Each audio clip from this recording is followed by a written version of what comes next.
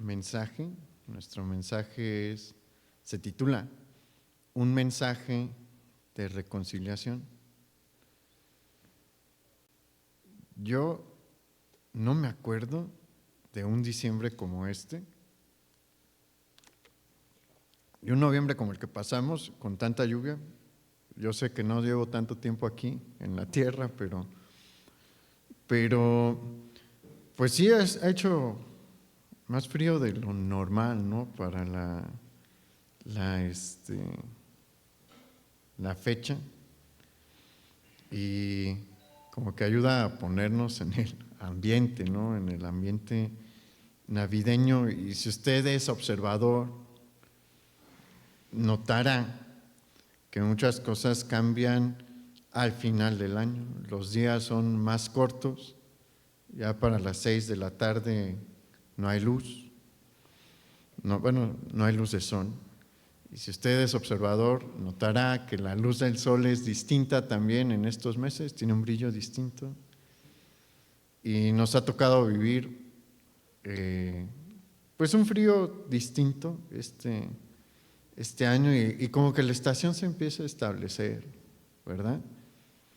Pero no nada más en lo que es el término meteorológico, sino también pues las calles cambian, las tiendas cambian, ¿a poco no? La música que ponen en las tiendas es distinta, y bueno, todo está decorado. Usted ve aquí, nos gusta también decorar, y comienza una etapa, una temporada de regalos. Muchos niños asocian el tiempo de la Navidad con los regalos, y muchas personas adultas también. Y aquí hay una pregunta que muchos se deberían de hacer: ¿por qué los regalos? Y en nuestro país, si salimos a preguntar por qué de los regalos, muy probablemente la mayoría de las personas a las que les preguntemos nos van a contestar correctamente y nos van a decir algo parecido a porque nació Jesús. Y como mencionamos ahorita, esa es una respuesta correcta. Pero muy probablemente también las personas que entrevistemos y que nos contesten por qué nació Jesús, nos están dando esta respuesta de manera mecánica, sin reflexionarla, porque pues hay otra pregunta que se deriva de la primera: ¿por qué damos regalos debido al nacimiento de Jesús? Y si usted le plantea eso a cualquier persona, y ya le va a mover el tapete, como decimos coloquialmente, y la respuesta va a ser más difícil de contestar, y probablemente muchos no nos contesten. Pero la respuesta correcta a por qué damos regalos debido al nacimiento de Jesús es que lo hacemos como un símbolo que nos ayuda a recordar que con su nacimiento recibimos un gran regalo de reconciliación, y esto es muy importante. La última palabra es la importante, porque es una respuesta incompleta nada más decir que es un gran regalo. Es un regalo muy específico el que el Señor trajo. Y mire, yo le invito, tome nota, porque va a convivir con muchos familiares, va a dar regalos probablemente en este tiempo, y no debemos de desaprovechar la oportunidad de explicar por qué y llevar el evangelio en este tiempo. Y es bien importante que nosotros hagamos énfasis en esto. Con el nacimiento de Jesús recibimos un gran regalo de reconciliación. Esta palabra es importantísima porque con esta palabra va a surgir otra pregunta. ¿Reconciliación con quién?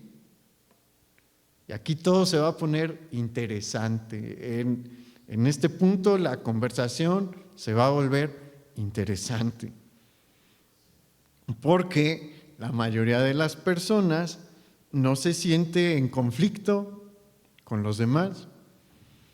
Y menos en el tiempo de Navidad. Muchos en medio de la familia, pues, bueno, dependiendo del tipo de familia también, ¿verdad? Pero ya en la cena, pues, es un ambiente relajado y se intenta convivir en armonía, como si no hubiera problemas ni conflictos con los demás. Y en ese punto muchos van a decir, pues, ¿con quién ya no vive la suegra? ¿No? O así pueden decir, ya no tengo problemas con tal y cual persona, o no me quiero poner a pensar ahorita, ¿reconciliarme con quién? La cosa es que el hombre cree que todo en su vida está bien. Si uno sale a la calle y se encuentra con una persona y le pregunta, ¿sabes que ocupas reconciliarte con alguien? ¿Con quién? ¿Tú qué sabes de mí? ¿No? Mucha gente cree que su vida está bien, que su vida está arreglada. Y es que el hombre no sabe que tiene un gran problema. El hombre, como dice en la Escritura, se cree justo en su propia opinión.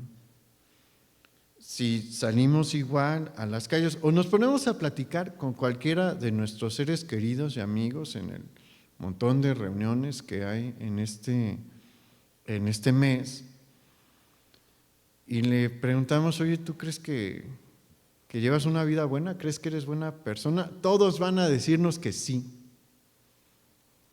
Hasta los que son terribles personas creen que están bien.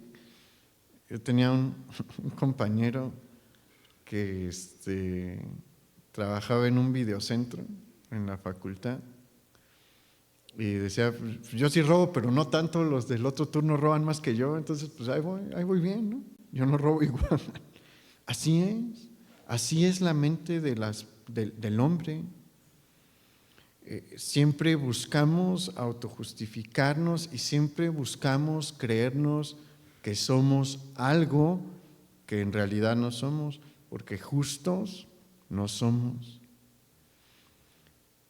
Nuestro problema es tan grande que la Escritura lo describe como como una enemistad con Dios. Acompáñame a Romanos 3, versículos 11 y 12, porque ahí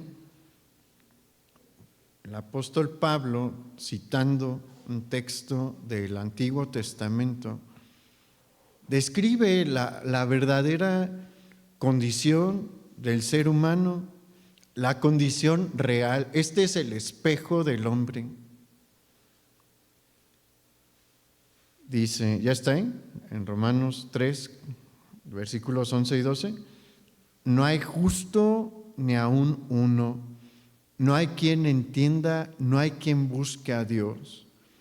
Todos se desviaron, a una se hicieron inútiles, no hay quien haga lo bueno, no hay siquiera uno.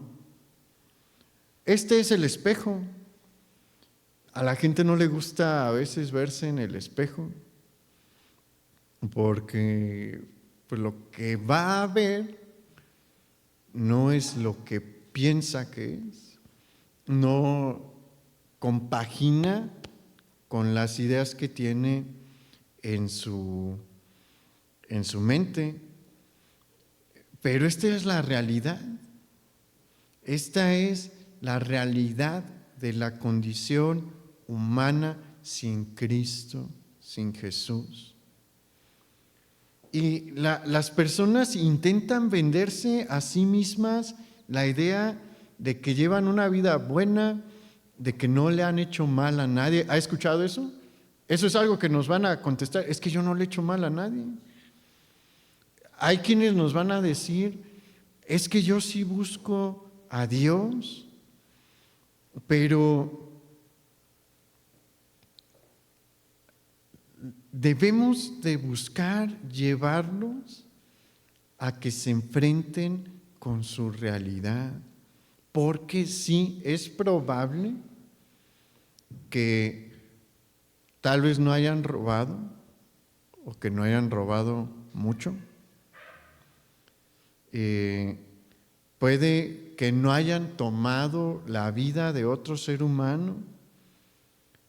Es muy probable que con quien nos vamos a reunir no sea alguien que haya violado a alguna mujer o secuestrado a alguna persona o estafado o golpeado a otro. Es posible que no diga malas palabras, es más, es posible que jamás lo hayan multado por violentar alguna norma de tránsito. Sí, está bien, pero ¿a dónde debemos de ir? Al siguiente nivel, que es la mente y el corazón, porque puede que no hayan cometido ninguno de estos delitos y pecados en su mente, digo en los hechos, pero tal vez en su mente sí, o en su corazón. ¿A poco, honestamente, nunca se ha imaginado apretándole el cuello a alguien que le hizo desesperar? Y uno se imagina cosas a veces terribles, ¿no? Eso es pecado delante de Dios. Ahí es en donde los vamos a empezar a confrontar con su realidad, porque los pecados no se manifiestan únicamente en el ámbito físico, en el mental y en el del corazón también. Y ahí es donde pues la cosa se pone muy difícil. Ahí es donde el espejo empieza a verse como algo real. Lo que vemos en el espejo de la Escritura empieza a verse como algo real. Muchos piensan que buscan a Dios, pero ¿qué es buscar a Dios para la mayoría de los hombres? Muchos creen que están buscando a Dios por asistir a una iglesia, incluso entre los cristianos, o por hacer alguna buena obra. Pero aquellos que nos dicen, no, es que yo sí voy a la iglesia,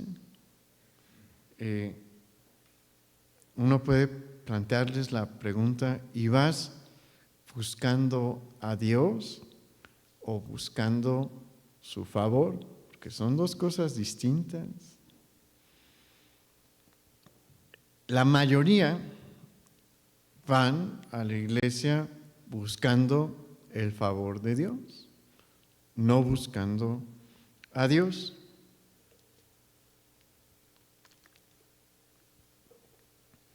En el catolicismo romano se cree que yendo a misa uno en cierta forma también se hace méritos para salvarse. Entonces por eso encontramos a muchas personas yendo a misa de 7 de la mañana. ¿Por qué van? Porque están buscando ganarse el favor de Dios, pero son cosas distintas. Es decir, voy a esta reunión para que Dios me vea con buenos ojos, voy porque quiero escuchar a Dios, porque quiero conocer a Dios. Estamos en cosas completamente distintas, hablando de cosas completamente distintas. Y le digo que en el cristianismo sucede también, porque muchos dicen, ahora sí voy a ir a la iglesia porque quiero ver si Dios me hace un milagro. Son cosas distintas, ir con esa motivación. Eso no es buscar a Dios, eso es buscar el favor de Dios, eso es buscar la mano de Dios, pero no es buscar a Dios. No por nada el Antiguo Testamento y Pablo afirman que nadie está buscando a Dios. La gran mayoría está buscando lo suyo y cree que Dios es como el genio de la lámpara maravillosa, que si vas y te presentas, pues te va a conceder un deseo. No, Dios no cumple deseos. Pero eso nos deja ver la realidad y podemos utilizarlo con nuestros seres queridos y decirles, es que ¿sabes qué? Pues es que no estás buscando tanto a Dios, o sea, ve la realidad. No le digas, sé intelectualmente honesto, sé honesto, porque se va a ganar un problema allí, pero con sabiduría, muéstrele esta realidad.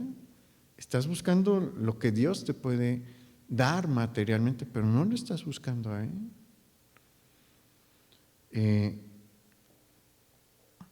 Entonces, Pablo tiene mucha razón. No hay justo ni aún uno, no hay quien busque a Dios, no hay quien haga lo bueno. Y como le decía más adelante Pablo en Romanos capítulo 5, versículo 10, no lo busque, tampoco lo vamos a leer ahí. Pablo describe que la condición natural del hombre es una condición de abierta enemistad con Dios. Y esta enemistad con Dios que tenemos es parte de nuestra naturaleza caída, la cual heredamos de nuestro padre Adán. Con él hay una contradicción tan grande porque el creado perfecto cayó. Él fue creado perfecto, pero cayó. Y su condición caída nos la transmitió a todos sus hijos. Pero el Señor en su bondad no dejó a los hijos de Adán en una condición caída eterna.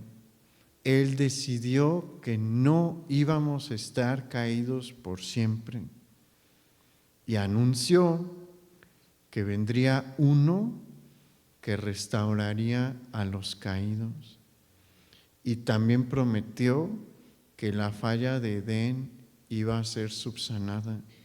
Y acompáñame a ver dónde Dios habló sobre esto. Vamos a Génesis 3, versículos 14 y 15.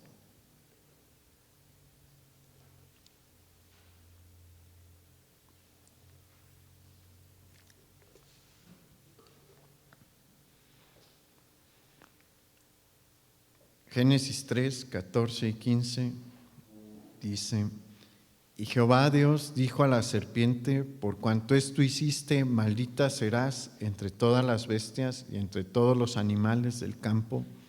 Sobre tu pecho andarás, y polvo comerás todos los días de tu vida, y pondré enemistad entre ti y la mujer, y entre tu simiente y la simiente suya.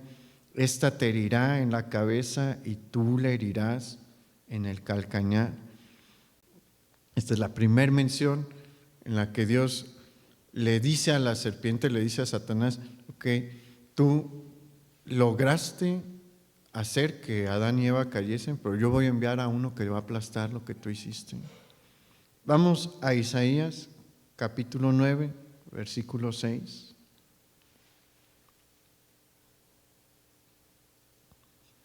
Dice: porque un niño os es nacido, hijo nos es dado, y el principado sobre su hombro, y se llamará su nombre Admirable, Consejero, Dios fuerte, Padre eterno, Príncipe de paz. Vamos al capítulo 53, ahí mismo en Isaías, al versículo 5.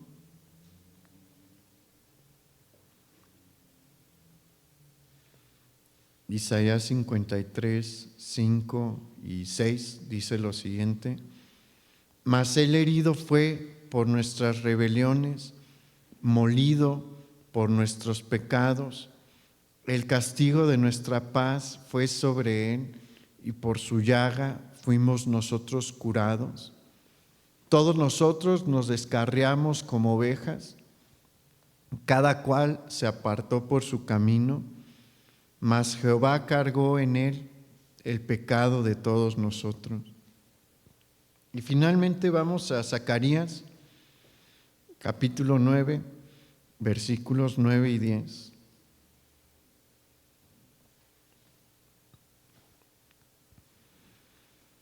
Zacarías, capítulo 9, versículos 9 y 10. Alégrate mucho, hija de Sión, da voces de júbilo, hija de Jerusalén. He aquí, tu rey vendrá a ti, justo y salvador, humilde y cabalgando sobre un asno, sobre un pollino, hijo de asna. Y de Efraín destruiré los carros y los caballos de Jerusalén, y los arcos de guerra serán quebrados, y habrá paz a las naciones, y su señorío será de mar a mar, y del río hasta los fines de la tierra. Y estos son solo algunas profecías en las que Dios habló sobre la restauración de la casa de Adán y sobre el establecimiento de su reino en esta tierra. Estos son mensajes que anuncian la llegada del Mesías redentor, del Mesías reconciliador. Y el periodo de tiempo que hay entre estos cuatro son milenios. Son miles de años que hay entre la primera profecía y Zacarías, que es una de las últimas.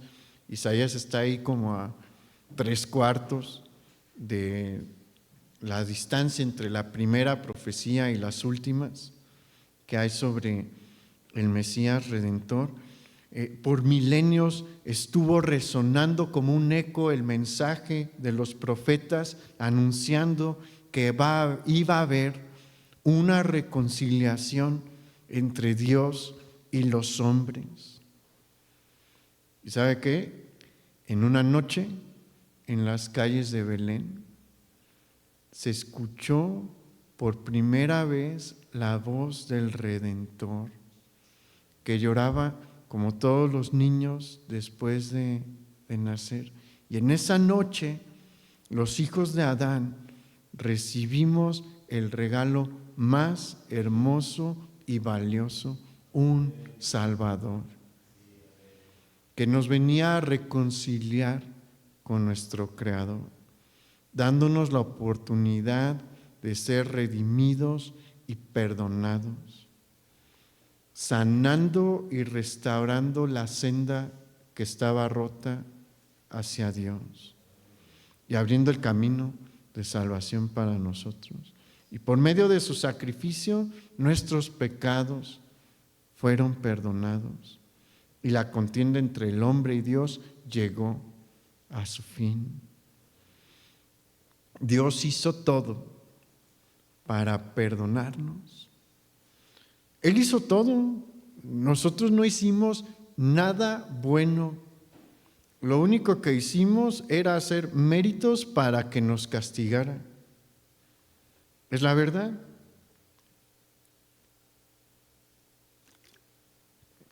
Perdón. Si reflexionamos bien sobre nuestras vidas, durante muchos años estuvimos haciendo méritos de perdición y castigo. Eso era lo que estábamos haciendo en realidad. Pero en un amor que no podemos entender. Vemos al Señor, vemos a Dios haciendo, no sé bien cómo describirlo, la verdad, porque todo lo que Él hizo desde que entró a este mundo era algo tan alejado de lo que Él es y de todo lo que sucede en el tercer cielo, que cuando nos ponemos a pensar bien lo que implica, uno nada más se sorprende y dice: qué grande eres, Dios, Es lo único que podemos decir, son este tipo de expresiones, porque Dios es majestuoso. Las palabras humanas del mejor profeta, del mejor poeta, no son suficientes para describir quién y cómo es Dios. Las cosas más valiosas en nuestro mundo terrenal son descritas en la Escritura al referirse sobre el tercer cielo como cosas que no tienen ningún tipo de valor. Por milenios el oro ha sido lo más valioso para el ser humano, el metal más valioso y más codiciado para el ser humano. ¿Y es bonito? Sí, la verdad sí es bonito, se ve bien, se ve bonito. La Escritura dice que en la ciudad celestial el oro se utiliza ¿para qué? Para las calles. Una vez nos contaron, no son chistes porque la verdad no son tan graciosos, pero son ilustrativos de estos chistes cristianos. A un hombre rico, que describe esta historia de un hombre rico que pues sí se salvó, pero pues sí tenía arrastrando su problema de amor por el oro. Entonces entra a la ciudad celestial y pues se ve las banquetas y las calles y ve la banqueta y encuentra un martillo y empieza, porque quiere llevarse un pedazo de oro, ¿no? Y menciona esta historia que llega historia ficticia obviamente, un niño con su papá y le dice: oye papá, ¿por qué este señor está rompiendo la banqueta? ¿A poco le damos mucho valor al cemento de las calles? Claro que cuesta, ¿no? Pero nadie dice: ay, pues me voy a llevar un pedazo de banqueta para llevármelo a la casa porque está muy… No, así es percibido el oro dentro de la ciudad celestial. Y ahí es donde se manifiesta la gloria de Dios, ahí es donde están todos los ángeles, hay una luz que no nos podemos ni siquiera imaginar. Y Dios, estando en esa condición en la que las huestes de los ángeles le adoran, la persona que mejor canta en este mundo se avergonzaría de su voz al lado de las voces de los ángeles. Y ninguno de nosotros tiene un cuerpo tan glorioso como el de los ángeles. Los ángeles no son ahí esos niñitos gorditos y chapeados con alitas, no, son seres impresionantes. Todas las descripciones que encontramos en la Escritura sobre los ángeles son seres de poder, se representan casi siempre como figuras masculinas, pero no son de nuestro tamaño, son poderosos, o sea, son hombres impresionantes, bueno, no hombres, pero o sea, tienen una complexión impresionante y ellos están adorando a Dios y rindiéndole honor. Los querubines, la verdad me cuesta mucho trabajo imaginármelos, pero deben de ser gloriosos y están alabando a Dios. Y todo eso sucede en el tercer cielo y Dios decidió nacer en un pesebre, en un establo. Decidió dejar que lo laceraran, porque la manera en la que lo trataron desde que estaba con los romanos hasta la cruz fue sumamente cruel. Él hizo todo a niveles que no podemos entender bien para reconciliarnos con Él, siendo Él el ofendido. Es que esa es la cosa más increíble. Él era el ofendido. ¿Lo han ofendido? ¿Y qué tan fácil le ha sido acercarse con la persona que lo ofendió después de la ofensa, y más si no le ha pedido perdón. ¿A poco es fácil? Siente en su corazón, quiero darle un abrazo, me encanta encontrarme a la persona. ¿A poco si vamos, nos lo encontramos en un restaurante, buscamos que nos pongan en la mesa más alejada y le damos la espalda para no tenerlo que ver o no? Esa es la realidad. Dios no fue así. Hicimos muchas cosas que ofendieron a Dios, pero Él no nos sacó la vuelta. Él se humilló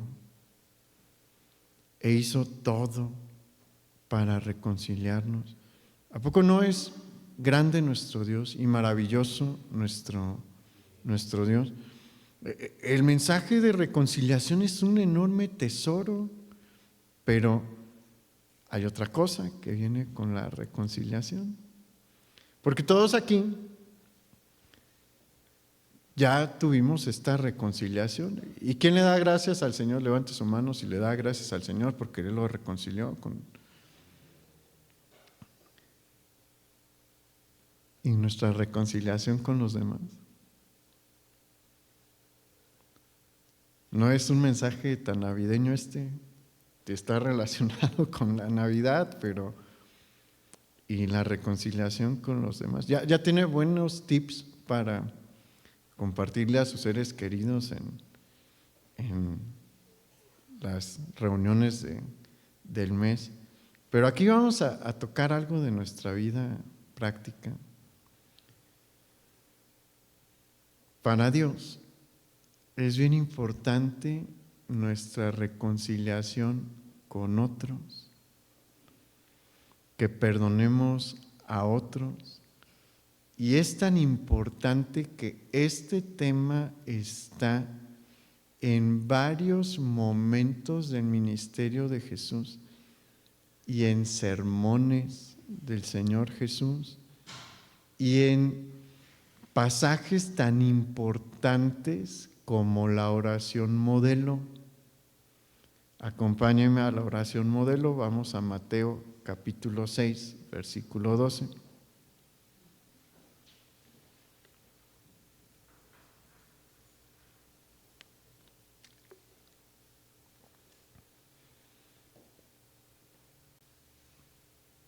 ¿Ya llegó ahí?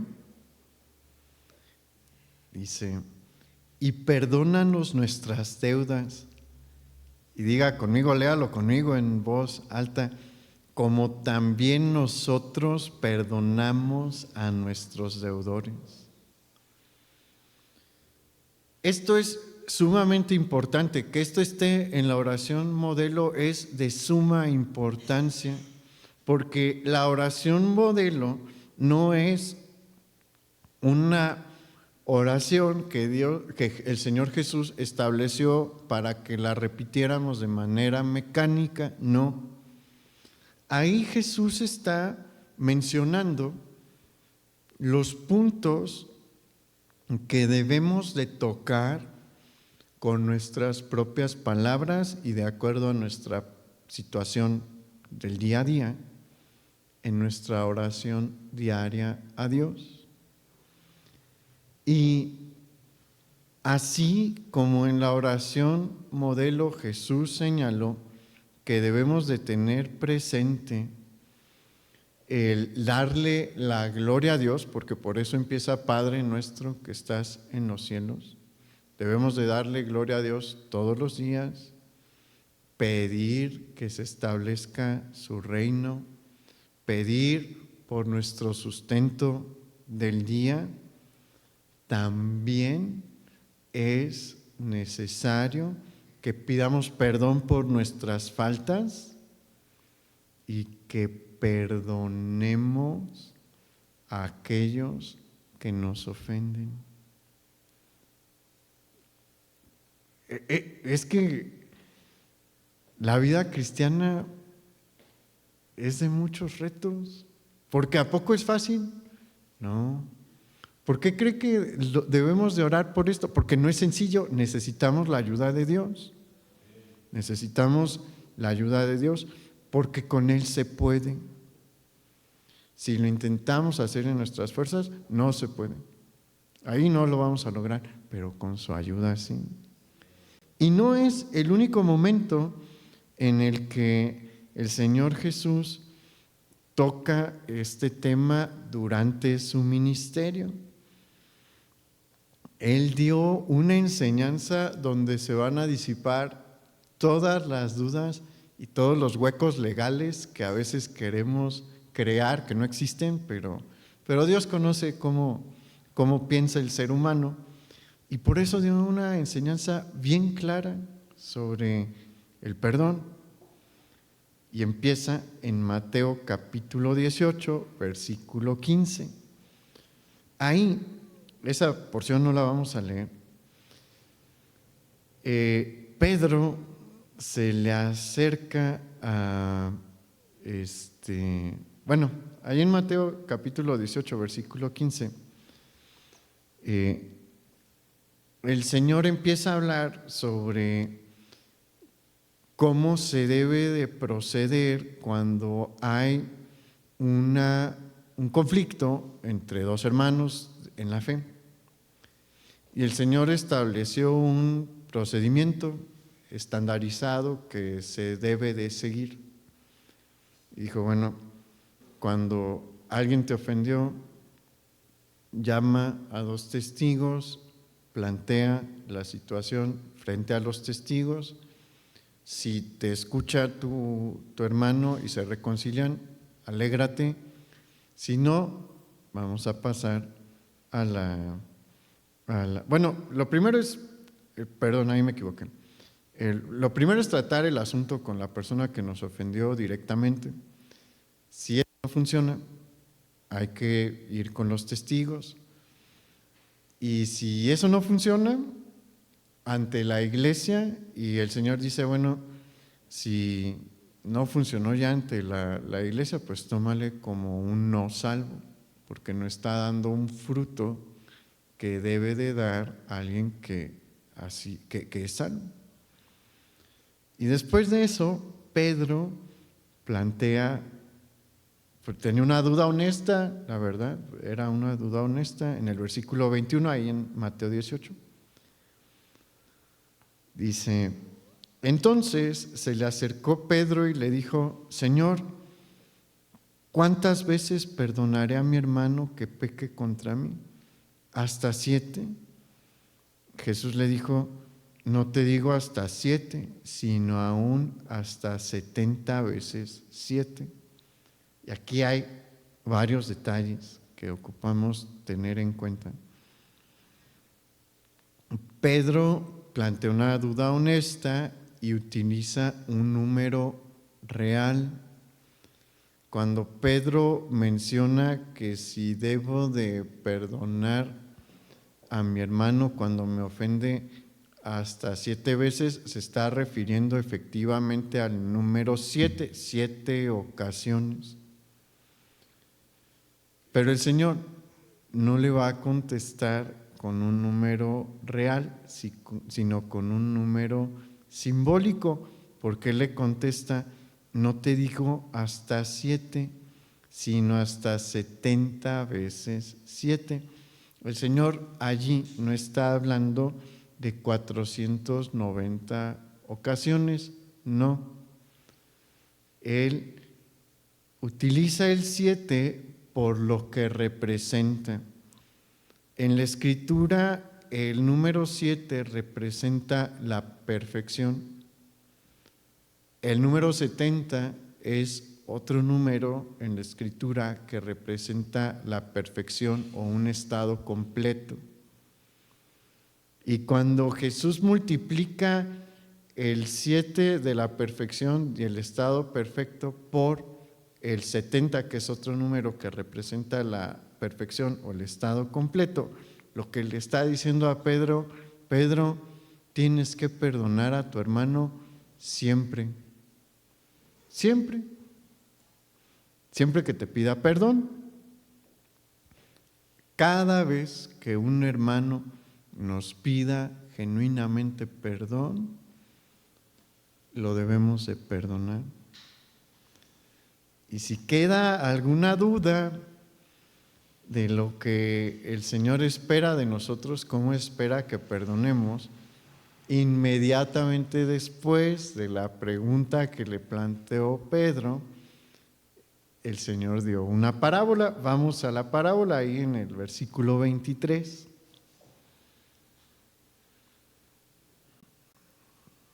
Dice: por lo cual, el reino de los cielos es semejante a un rey que quiso hacer cuentas con sus siervos. Y comenzando a hacer cuentas, le fue presentado uno que le debía 10,000 talentos. A este, como no pudo pagar, ordenó su señor venderle y a su mujer e hijos y todo lo que tenía para que se le pagase la deuda. Entonces aquel siervo postrado le suplicaba diciendo: Señor, ten paciencia conmigo y yo te lo pagaré todo. El señor de aquel siervo, movido a misericordia, le soltó y le perdonó la deuda. Pero saliendo aquel siervo, halló a uno de sus consiervos que le debía 100 denarios, y haciendo de él, le ahogaba diciendo: págame lo que me debes. Entonces su consiervo, postrándose a sus pies, le rogaba diciendo: ten paciencia conmigo y yo te lo pagaré todo. Mas él no quiso, sino que fue y le echó en la cárcel hasta que pagase la deuda. Viendo sus consiervos lo que pasaba, se entristecieron mucho y fueron y refirieron a su señor todo lo que había pasado. Entonces, llamándole su señor, le dijo: siervo malvado, toda aquella deuda te perdoné porque me rogaste. ¿No debías tú también tener misericordia de tu consiervo como yo tuve misericordia de ti? Entonces su señor, enojado, le entregó a los verdugos hasta que pagase todo lo que le debía. Así también mi Padre Celestial hará con vosotros si no perdonáis de todo corazón cada uno a su hermano sus ofensas. Vamos a desglosar esta parábola. El hombre que le debía 10,000 talentos a su señor nos representa a nosotros.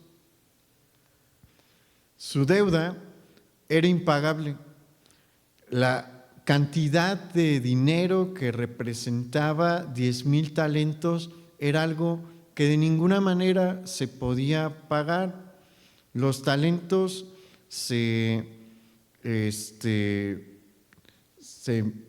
eran una medida de oro o de plata, eran los dos metales que se manejaban para la medida del talento. Si no mal recuerdo, eran 34 kilos lo que pesaba un talento. Multiplíquenlo por 10,000 y es una cantidad de oro o de plata impresionante, impresionante. En la Edad Media, no sé si usted ha oído de Ricardo Corazón de León, el rey del tiempo de Robin Hood. Sí existió. Y a Ricardo Corazón de León lo captura el duque de Austria, que tenía una contienda con él en las cruzadas. Y pues Ricardo Corazón de León no era muy sabio, era muy valiente, pero no era muy sabio. Decide pasar por el territorio del duque de Austria de encubierto, pero pues él ya lo sospechaba, ¿no? Y sospechaba que iba a pasar por ahí, ya nada más me lo encuentro y me la va a pagar, no lo mata, ¿no? Le cuento esto porque sirve para ilustrar.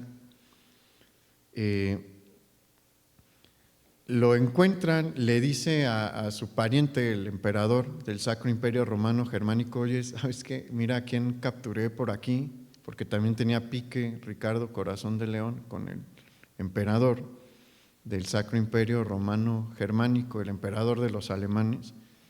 Y dicen: no, pues nos sacamos la lotería, y efectivamente se la sacaron. Le mandan una carta a Eleonor de Aquitania, que es la mamá de Ricardo Corazón de León allá en Inglaterra, y le dice: oye, ¿sabes qué? Tenemos aquí a tu hijo, ¿quieres que regrese? Nos tienes que pagar una cantidad. Y se pusieron bien bíblicos, le pidieron estos 10,000 como recompensa por soltar a Ricardo Corazón de León, pidieron 10,000 talentos de plata.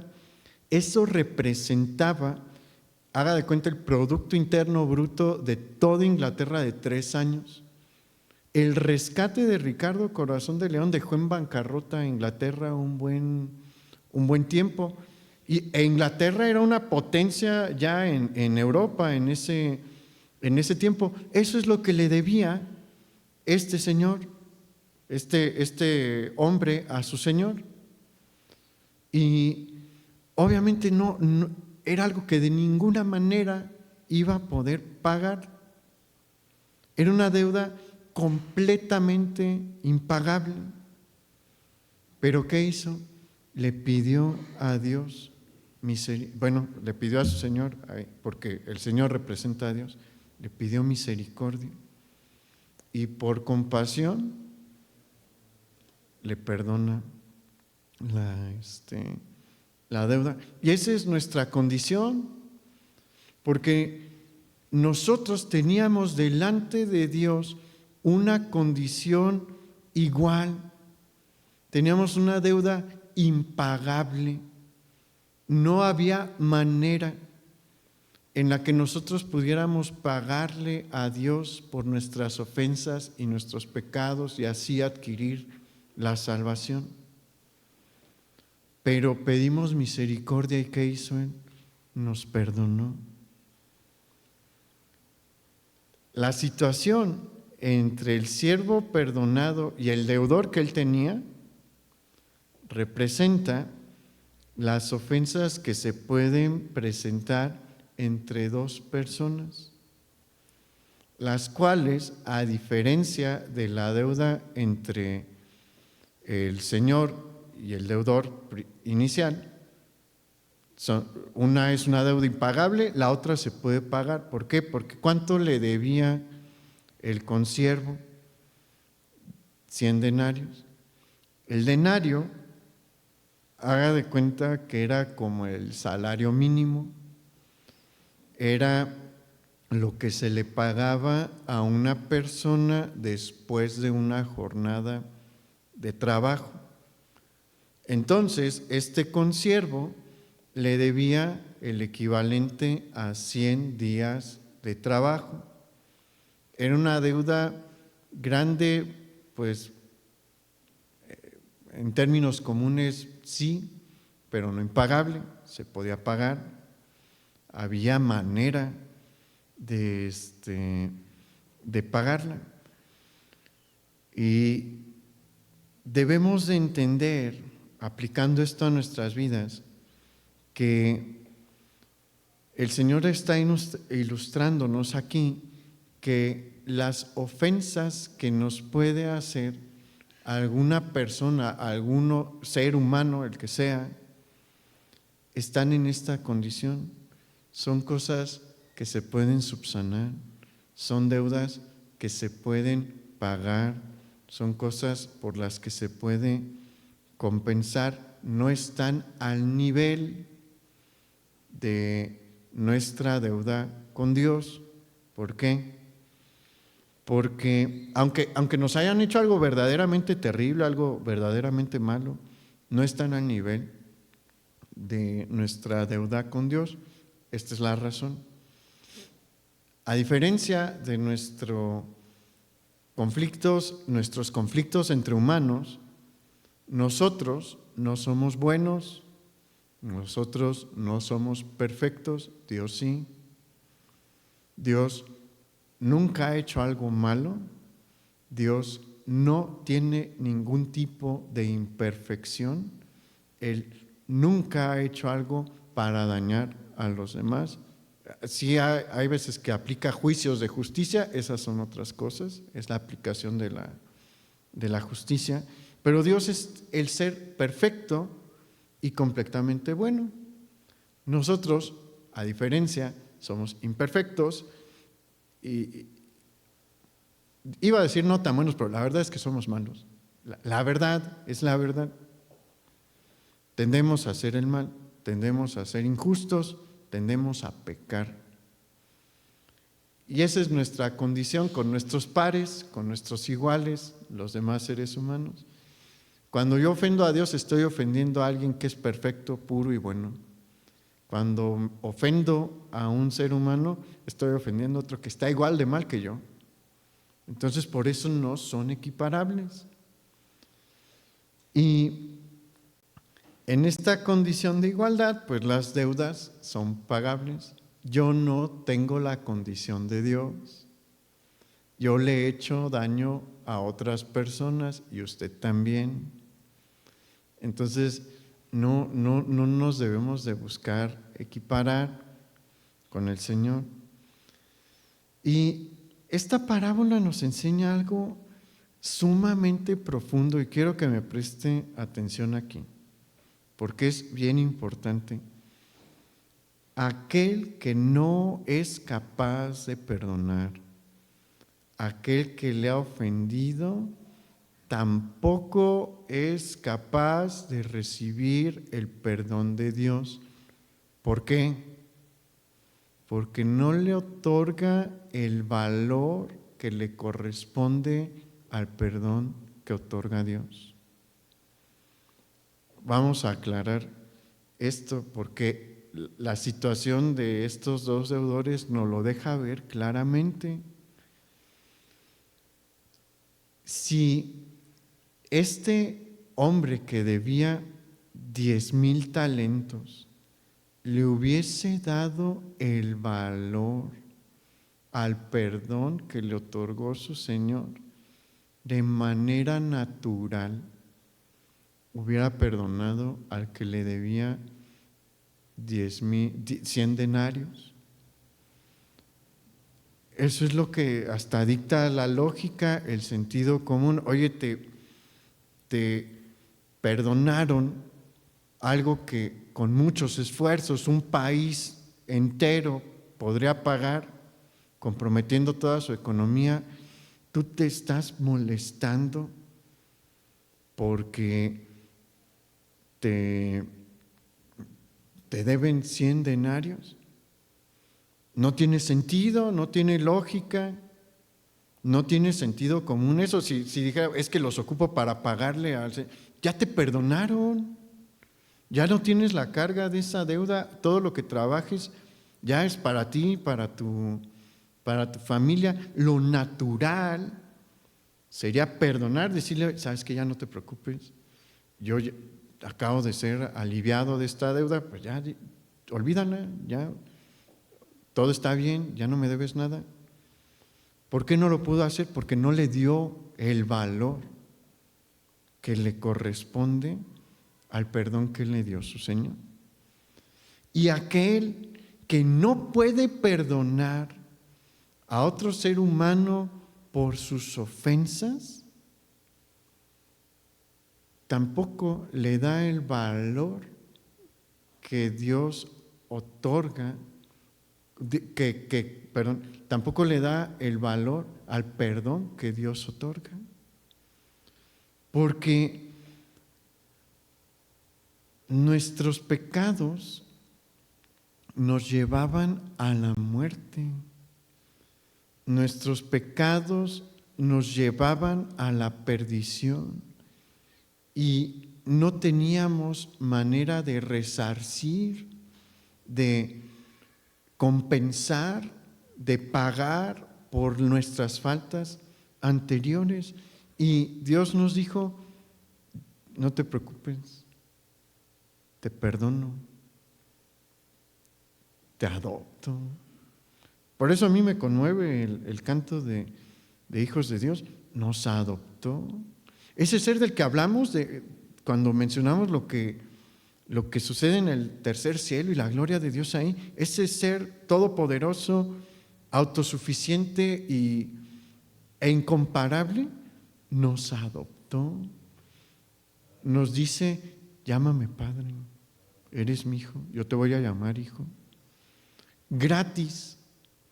Lo único que hicimos fue decirle, Señor, perdóname, quiero ser tu hijo. Y nos dijo, sí te perdono. Bienvenido a la familia. Quien no perdona a su prójimo, a su igual, a otro ser humano, no le da el valor a ese perdón que Dios le dio. Y está peleándose por 100 denarios. Por eso, mire, si es una cosa sorprendente, hay verdaderos cristianos que les han matado a sus seres queridos y dicen, yo lo perdono. La ley bueno, en países donde se aplica la ley, pues sí los castiga, ¿no? Pero ya no hay en esa persona, en ese cristiano, el rencor. ¿Por qué? Porque sabe que se le perdonó algo muy grande. Entonces lo más natural es perdonar también. Y eso impresiona a muchas personas. Seguramente no se acuerda porque los medios de comunicación son pésimos, pero en este año hubo un atentado que cobró la vida de varios niños cristianos en Nashville, en Tennessee, en Estados Unidos, no sé si se acuerdan. ¿Qué cree que hicieron los papás? Perdonaron. Y los papás de unos niños eran pastores. Y quien realizó este atentado era de la comunidad LGBT, tenía un manifiesto diciendo que quería matar cristianos. En serio, no lo han publicado en la mayoría de los medios de comunicación porque no es algo popular de decir. No quieren decir la realidad, que el cristianismo está bajo persecución. Somos la fe más perseguida del mundo, pero no les conviene, no les gusta esa realidad. Pero yo sí tuve la oportunidad de escuchar la lectura de una porción de este manifiesto y así decía que tenía la intención de matar cristianos de una raza en específica, blancos, allá en Estados Unidos, pero eso no amargó a los papás. ¿Por qué? Porque sabían que Dios les había perdonado. Entonces, es algo de todo verdadero creyente perdonar a aquel que le ofende, porque entiende y sabe que la deuda que se le perdonó es mayor que cualquier cosa que un ser humano pueda hacer en su contra. Y este es un tiempo óptimo para reconciliarnos con los demás. Aprovechenlo. ¿Se acuerdan que una de las canciones que no falta aquí en la reunión de Navidad, ya en los mensajes navideños formales, es la de Tiempo de Amar, que dice de perdonar los errores? No cierre su puerta a perdonar.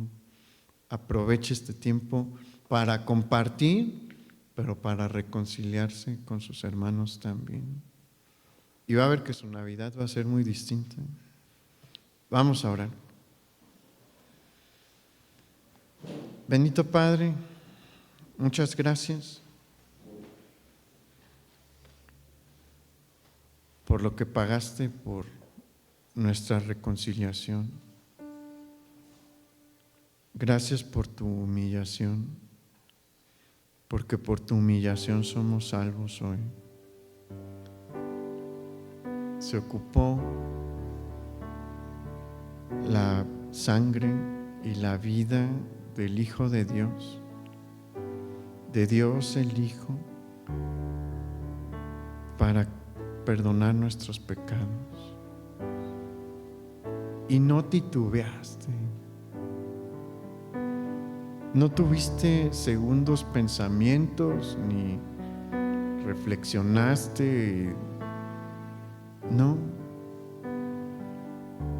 tomaste una decisión. Dice la Escritura que desde la eternidad, antes de que iniciara la creación, tú dijiste: yo voy a ir. Qué increíble que dijiste: yo voy a ir. Y te despojaste de tu gloria y naciste entre animales y creciste en una casa pobre y trabajaste como carpintero, te astillaste las manos, tus manos se endurecieron por el trabajo y comenzaste en un ministerio en donde a veces no tenías dónde dormir. A veces dormías en el campo con una roca de almohada y te criticaron, te persiguieron y al final te golpearon hasta desfigurarte y te trataron como un criminal, porque ese era el precio. Y dijiste: yo lo pago. ¿Y cómo no darte las gracias? ¿Y cómo no perdonar a aquellos que nos ofenden? ¿Cómo no reconciliar? Nosotros éramos tus enemigos y nos hiciste tus hijos.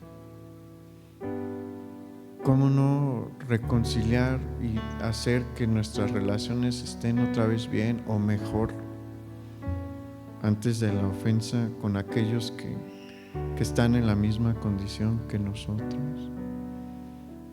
Señor, ayúdanos a hacer luz en todo y ayúdanos a prestar atención a lo que tú nos dices hoy, porque la falta de perdón puede detener muchas cosas y es una semilla de amargura que va a crecer y que va a dar su fruto a su tiempo y que va a secar los huesos. Y en este tiempo tú quieres que aprovechemos para perdonar, para resanar, para restaurar. Y a eso nos estás llamando hoy, Señor. Y yo te pido por mis hermanos que den este paso si lo ocupan, porque este es un mensaje que tú estás dando, no soy yo. Tú estás hablándonos hoy, diciéndonos: es tiempo de cambiar, es tiempo de perdonar, es tiempo de restaurar. Como yo te perdoné, quiero que perdones.